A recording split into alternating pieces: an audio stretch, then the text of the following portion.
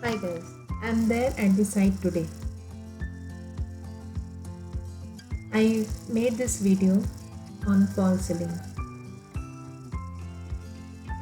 This video talks about the important concepts of fall ceiling. The concept of fall ceiling is basically used to give a proportional distribution of light in the entire room. But there are some myths and I will share some of the important points related to fall ceiling. Point number one, check the height of the ceiling. Generally, in apartments, the height is 9 feet to 9.5 feet maximum. So, based on the height, choose the design of the fall ceiling. Point number two, check the furniture placements in the room.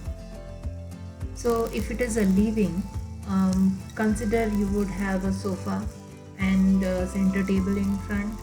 Then you will have a TV unit, then a shoe rack if there is a foyer.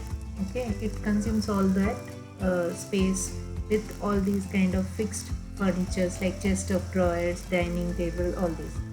So making the fall ceiling over it and too much heavy designs will make that place overly crowded. So take a note that what all furnitures are coming in that place and decide on the design of the fall ceiling. So here if you see, I have used the fall ceiling only in the corners, which is 1.5 feet in white, and the entire living area I have used the fall ceiling.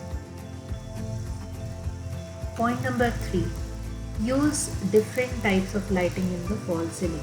So here like I'm sharing the this thing, it's a living and it is not finished, so I cannot explain more about the fall ceiling lighting, but generally we use three types of lights, that is complete white, which is used generally for studying purpose, and I have used the white light in the corners and somewhere in the centers, and warm white light, which is like the focus, which gives a diffused kind of a light in between, and cove light in between the ceiling and the fall ceiling, which is equally giving the light in the entire room.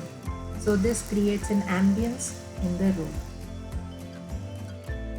Point number four, in the rooms, like in the master bedroom or kids bedroom or any other room,